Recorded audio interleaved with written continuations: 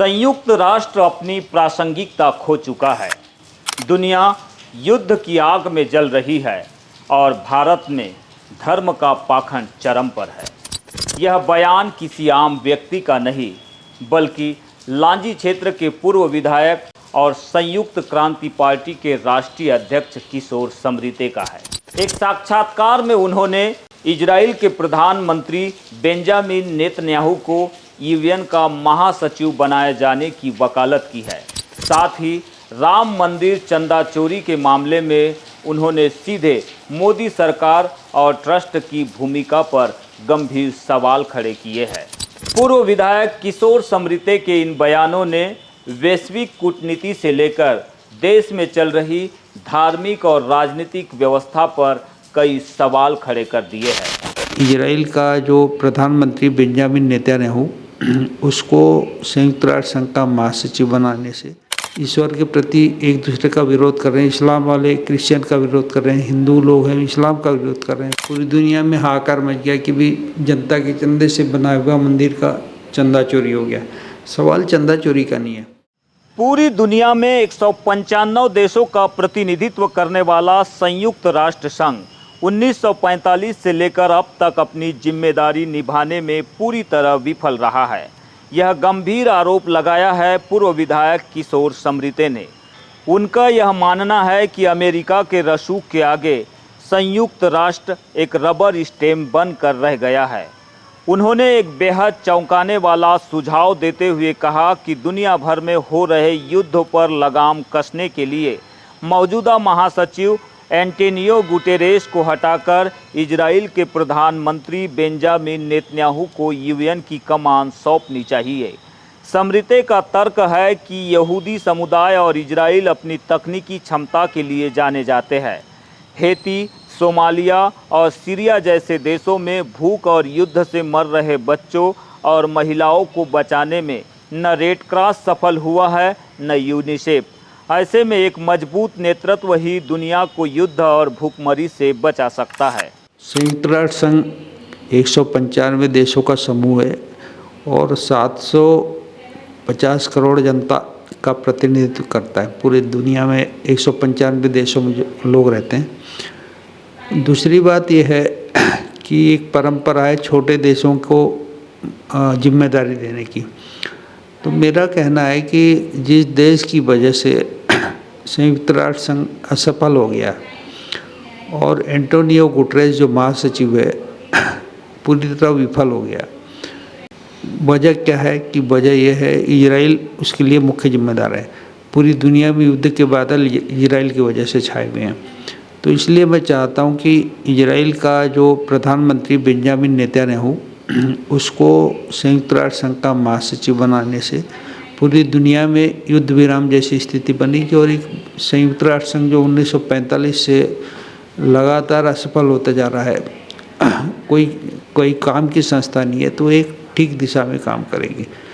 आपको पता होना चाहिए कि यहूदी जो हैं पूरी दुनिया उस समय यहूदियों को, इजराइल बड़ा आविष्कारक देश है, बड़े बड़े काम किया उसने, लेकिन चूँकि पूरी दुनिया में धर्म युद्ध है, पूरी दुनिया में धर्म के नाम पे लड़ाइयाँ हो रही है और पूरे भारत में समझ लो कि पाखंड जो है, मतलब अपन इंडिया की बात करें तो भारत में जो पाखंड है नशे से बड़ा कारोबार हो गया समझिए पाखंड का।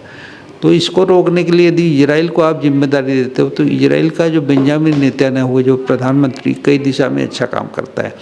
आपने देखा होगा कि संयुक्त राष्ट्र संघ इसकी जिम्मेदारी है पूरी दुनिया में सीमा का विवाद रोकने की। पूरे देश आपस में लड़ रहे हैं, 100 देश कम से कम लड़ाइयाँ हो रही बॉर्डर को लेके। इजराइल और फिलिस्तीन की लड़ाई भी इसी को लेके हुई है। समरीते ने भारत की आंतरिक और विदेश नीति पर भी तीखा प्रहार किया है। उन्होंने कहा कि आज भारत में ईश्वर के नाम पर पाखंड और नफरत का कारोबार चल रहा है। एक तरफ कोई श्री राम का अपमान कर रहा है तो कोई अल्लाह को गालियाँ दे रहा है। यूएन को चाहिए कि वह दुनिया में इस निंदा रोकने के लिए कड़े कदम उठाए। आपने देखा होगा कि संयुक्त राष्ट्र संघ की जिम्मेदारी है कि ईश्वर के प्रति लोग न बोले, लेकिन सबसे ज़्यादा भारत में इस निंदा जैसे अपराध हो रहे हैं। यहाँ का प्रधानमंत्री और यहाँ की जनता ईश्वर के प्रति एक दूसरे का विरोध कर रहे हैं। इस्लाम वाले क्रिश्चियन का विरोध कर रहे हैं, हिंदू लोग हैं इस्लाम का विरोध कर रहे हैं, कोई अल्लाह को गाली दे रहा है तो कहीं श्री राम के खिलाफ बातें हो रही है। तो ये काम को संयुक्त राष्ट्र संघ को रोकना चाहिए कि लोग धर्मांध न बने, लोग आपस में न टकराएं, ईश्वर का सम्मान बना रहे। लेकिन ये काम भी संयुक्त राष्ट्र संघ नहीं कर रहा है। दूसरी बात आपने देखा WHO की जिम्मेदारी बच्चों और महिलाओं की। आपने देखा कि पूरी दुनिया में सबसे ज़्यादा देश, यूक्रेन को ले लो, सीरिया को ले लो, युगांडा, बोस्निया, सोमालिया, हैती को ले लो, तो युद्ध का जो मामला है सबसे ज़्यादा महिला और बच्चे युद्ध से पीड़ित हैं। और यूनिसेफ और रेड क्रॉस उनकी और राहत सामग्री नहीं पहुंचा पा रहा है। और ये पूरी संस्था है किसकी? संयुक्त राष्ट्र संघ की, और संयुक्त राष्ट्र संघ पूरी जिम्मेदारी नहीं निभा पा रहा है। तो ये काम के लिए भी क्या कहना चाहिए कि संयुक्त राष्ट्र संघ अपनी असफलता भी स्वीकार नहीं कर रहा है और पद से भी नहीं हट रहे एंटोनियो गुटेरेस। दूसरा, अमेरिका जो है पूरी दुनिया के ऊपर राज कर रहा है, संयुक्त राष्ट्र संघ के पैरेलल चल रहा है। संयुक्त राष्ट्र संघ कुछ भी मतलब उसके सामने उसकी कोई हैसियत नहीं है और अमेरिका की एक अपनी ताकत है। तो इसके लिए भी अगर आप इजराइल को जिम्मेदारी देते तो इजराइल का काम ठीक होगा। दूसरी बात, आपने देखा होगा कि भूखमरी के मुद्दे पे कई देश ऐसे, हैती जैसे देश देखो जहाँ पे मिट्टी की रोटियाँ खा रहे लोग। संयुक्त राष्ट्र संघ क्या कर रहा है वहाँ पे? न दवाइयाँ पहुँचा पा रहा है, न खाने पीने की चीज़ें पहुँचा पा रहा है। तो इन सब चीज़ों को रोकने के लिए भी संयुक्त राष्ट्र संघ में अध्यक्ष को बदलना बहुत जरूरी है। इसीलिए हमने बेंजामिन नेतन्याहू का नाम सजेस्ट किया है ताकि पूरी दुनिया में इसका विचार हो। विदेश नीति पर बात करते हुए उन्होंने याद दिलाया कि कैसे 1962 में चीन ने भारत की 32,000 एकड़ जमीन कब्जा ली और यूएन मूक दर्शक बना रहा। पूर्व प्रधानमंत्री नेहरू ने कश्मीर मुद्दे को सुलझाने के लिए संयुक्त राष्ट्र से मदद मांगी थी, लेकिन दशकों बाद भी सीमा विवाद हल नहीं हो सका। स्मृति ने साफ कहा कि भारत आज भी यूएन के दिशा निर्देशों की पूरी तरह पालना नहीं करता और स्थायी सदस्यता पाने में भी अमेरिका और चीन की राजनीति का शिकार है। और 1947 में भारत आज़ाद हुआ, 1946 में चीन आज़ाद हुआ। कॉमनवेल्थ जितने देश हैं, मतलब इसके अधीन जो ब्रिटेन के अधीन जो देश थे, संयुक्त राष्ट्र संघ के बनने के बाद आज़ाद हुए। और भारत को आपने देखा होगा कि उसके बाद भी अब तक स्थायी मेंबरशिप नहीं मिली संयुक्त राष्ट्र सुरक्षा परिषद की। 5 सदस्य होते हैं स्थायी सदस्य और 15 अस्थायी होती हैं। भारत को अब तक भी कोई जिम्मेदारी नहीं। भारत का जो पहले जब पंडित जवाहरलाल नेहरू जी थे उस समय अमेरिका लगातार भारत को और रसिया भी जिम्मेदारी देने की बात कर रहा था, लेकिन नेहरू जी ने लिया नहीं। लेकिन इस समय भारत को संयुक्त राष्ट्र संघ का स्थायी सदस्य बनाना बहुत जरूरी है।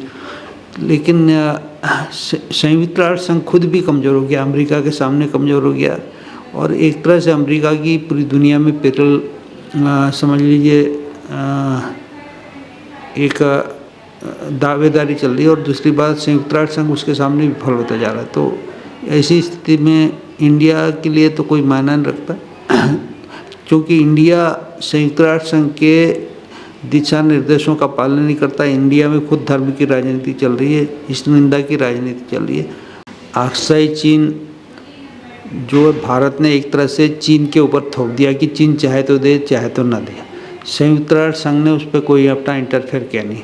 1962 में भारत और चीन का युद्ध हुआ मैकमोहन रेखा को लेके, लेकिन चीन ने भारत की 32,000 एकड़ ज़मीन पे कब्जा कर लिया और संयुक्त राष्ट्र संघ देखता रह गया। 1967 में भारत ने ताशकंद समझौते पे कश्मीर का जो आधा हिस्सा है पाकिस्तान ने कब्जे में ले लिया और आधा कश्मीर जिसको पाक अधिकृत कश्मीर कहते हैं चीन के पाकिस्तान के कब्जे में। लेकिन मेरा कहना है कि भारत में पंडित जवाहरलाल नेहरू जी जब देश के प्रधानमंत्री थे, उनने भारत पाक विवाद हल करने के लिए संयुक्त राष्ट्र संघ को चिट्ठी लिखी थी और उसके बाद संयुक्त राष्ट्र संघ ने नेहरू जी की चिट्ठी पे ही UNMOGIP United nation military officer group India and Pakistan वहाँ पे नियुक्त किया। जब से लेकर अब तक वो ग्रुप यहाँ पे काम कर रहा है, लेकिन सीमा का कोई हल नहीं हो पा रहा है। तो यही मेरा कहना है कि संयुक्त राष्ट्र संघ आखिर बना किस लिए, क्या काम कर रहा है। जब पूरी दुनिया में आप कुछ नहीं कर पा रहे तब तो आपको अलग होना चाहिए, संगठन को भंग कर देना चाहिए। साक्षात्कार का सबसे सनसनीखेज हिस्सा राम मंदिर और देश के धार्मिक ट्रस्टों से जुड़ा रहा।